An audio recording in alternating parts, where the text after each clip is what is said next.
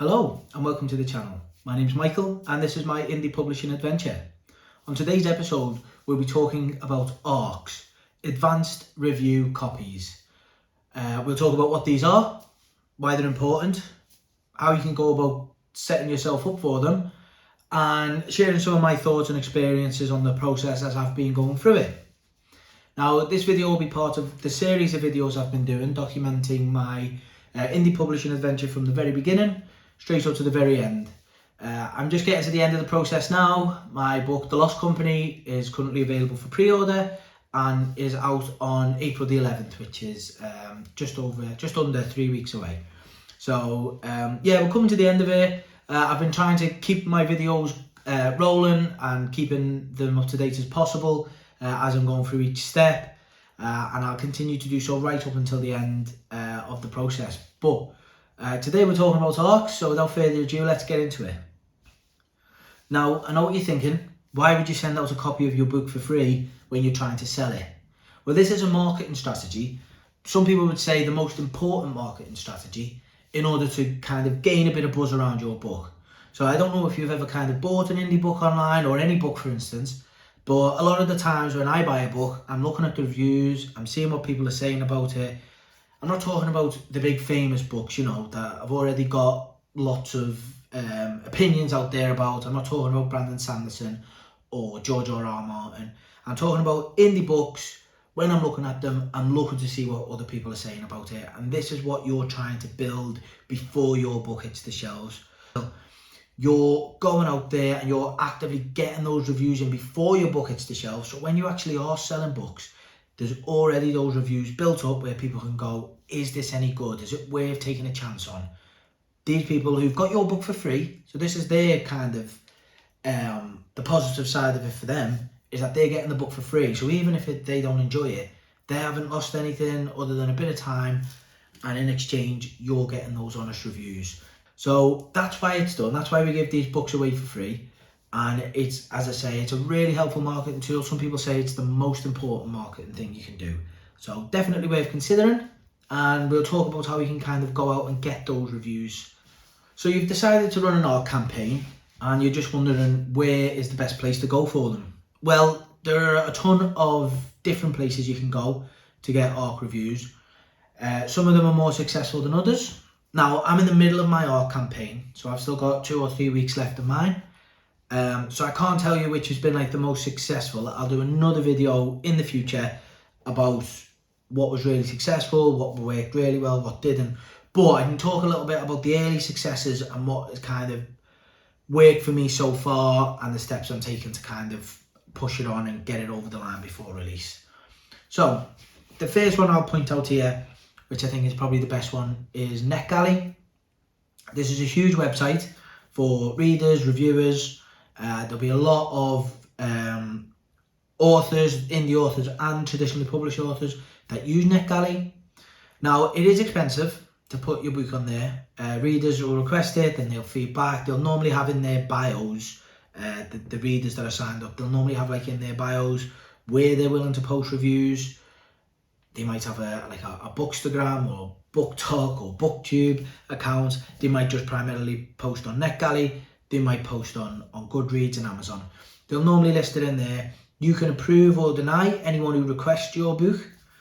And that's just one way of like making sure you can go onto the reader's profile, see the kind of books that they normally review, whether it's a fit for yours.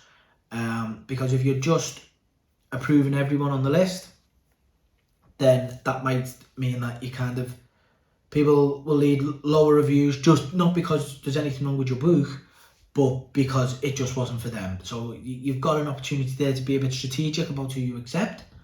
Now, as I mentioned, NetGalley is expensive. To pay for like a 12-month span for your book to be up there could be like $500, which of course is really expensive. However, there are ways around it. So I just put my book up for a month, and it was the month leading up to the book's launch. I done this via a company called Victory Editing. I'll pop the address below. And what they were able to do is just get a month slot, so it's called co-opting, I think, where you will share the spaces with a number of authors, and so you'll have 1 month, they'll have another month, etc, etc.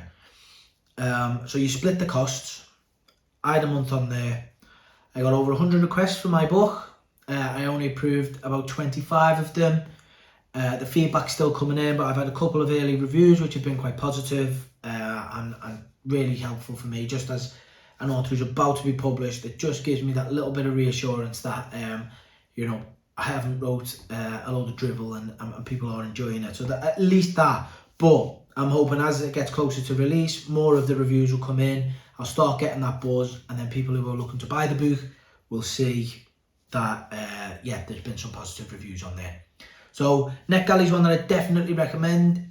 I understand if you can't afford like a long stretch on there, like the 12-month, but look into the co-opting option for that. There are some other sites that you can use. So Book Sirens is one that I've seen talked about a lot. So far, my experience with Book Sirens hasn't been great. I think I limited it to 30 requests for my book, and I've only accepted 4 so far. So I'm way off like the target of how many I was kind of willing to give out. But there's still 3 weeks. I've just been included in March's Heroic Fantasy book bundle, so I could get a little bit more interest via that, as like that kind of advert goes out. So we'll wait and see, and I'll report back in. But you can sign up for Book Sirens for free, but I chose to get a kind of low cost and subscription to them, which was about £6 or £7 a month, and they done a little bit of advertising for me.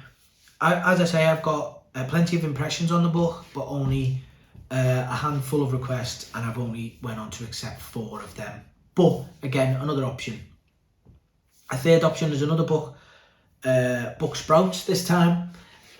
This has been the one that I've had the least impact with. Again, I limited it, I think, to 30 requests, and I've accepted 2, and I've only had a handful more. So again, not great pickup on Book Sprouts, but again, that's just my experience with it. I'm still learning. There's still a couple of weeks until the book goes on sale, so maybe a few last minute ones will come in, but I think a week out from publishing, I won't be accepting any more. I'll just kind of leave it with where I got up to. Another one that I'd like to talk about is, and one that I haven't had any success with, but I know a lot of people talk about this, so this is why I put it on here, is doing it yourself. So setting up a Google's form or a Microsoft form, putting a survey in of, would you be interested in reading this book? A little bit of information about the book. Would you want to be an ARC reader? A bit of information in there about kind of what that entails.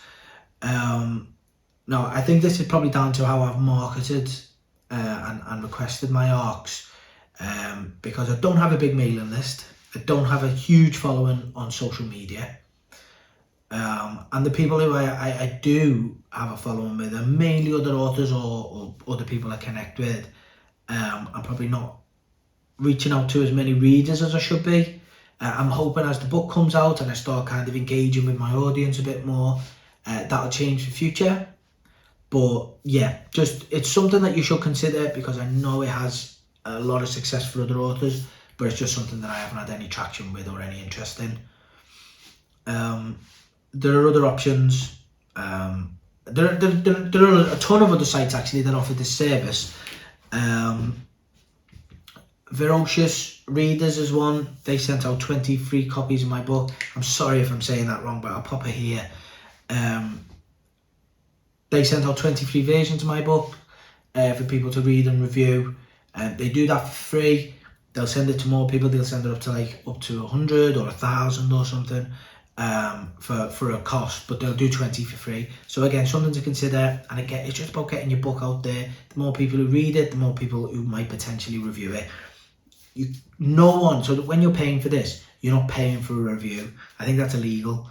What you're doing is you're paying for the company to send your books out for free, and no one is obligated to leave a review. So far I've had about 35 people over all the different platforms that I've used accept my book. None of them are obligated to leave a review, not a single one. But, so I could have given 35 copies of my book away for nothing, and it's just been completely fruitless.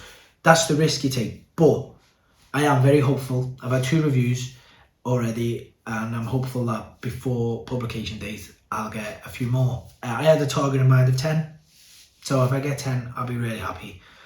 Another final option that I would want to talk about, which is something that I'm just starting now. Probably started this a little bit late, but it's something that I just kind of discovered and then decided to pursue, is a social media tour, a booktube tour or a bookstagram tour or BookTok. And what this is going out to influencers, so people who've got YouTube channels, Instagram accounts, TikToks, Twitters, whatever, that are solely based on reading and reviewing books. Reaching out to these guys and just offering them a free copy of your book in return for an honest review, maybe talk about it a little bit on their channel, is a great way to build up a little bit of fanfare and get those reviews in from people who are kind of, wouldn't say in the profession, I don't think they do this full time, but are experienced in it and enjoy doing it and are passionate about it and give thorough feedback. I think it's an excellent way to kind of do it. I think the reason why I didn't pursue it earlier was that I was a little bit underselling myself and thinking, why would these guys who are reviewing Brandon Sanderson and George R.R. Martin want to review my little indie book that I'm publishing this year? But when I started messaging and spoke a little bit about my book, sent them over, they were really excited to get it. I'm more than happy to review it. So definitely reach out. Maybe some of the bigger accounts might be a little bit more selective. Like, you know, I know like Mike's book reviews and Matt's book reviews, which I'm big fans of their channels. But, you know, they've got a lot of subscribers and maybe they will not get the views that they want from just, you know, doing an indie book. I don't know. But the other accounts, the accounts that I've been reaching out to, which are brilliant accounts, some of the accounts that I was already following and watching regularly, I reached out to them and they were happy to get a copy of my book, and I'm really excited to hear their views on it. So that's another option. So that's everything I've got on ARCs. As I say, I'll come back later on once my ARC campaign's finished and tell you what worked for me, what didn't, what all the results were in terms of how many books I accepted versus how many reviews I got back, and we can review it all together once the process is finished. But I thought it would just be interesting for you if I jumped on, told you what an ARC is, why they're important, and how you can get yourself started on getting yours out if you're interested. Now, coming down the line, I've got a couple of videos coming up. I had promised to do a video on how to upload onto Ingram Spark and KDP, Kindle Direct Publishing, but I found when recording those videos that I can't make a useful video for you as my books are already uploaded, so I would have to take them down and then go through the process from scratch. Otherwise, it only lets me get through so much of the process without saying, this title's already uploaded, this ISBN's already in use. So rather than make half a video for you that you're not going to find useful, what I'll do is just put a link in the description to videos that I've used in the past that have helped me upload. I've been no stranger on this channel to say that I've leaned heavily on other booktubers in the past. There's some fantastic channels out there.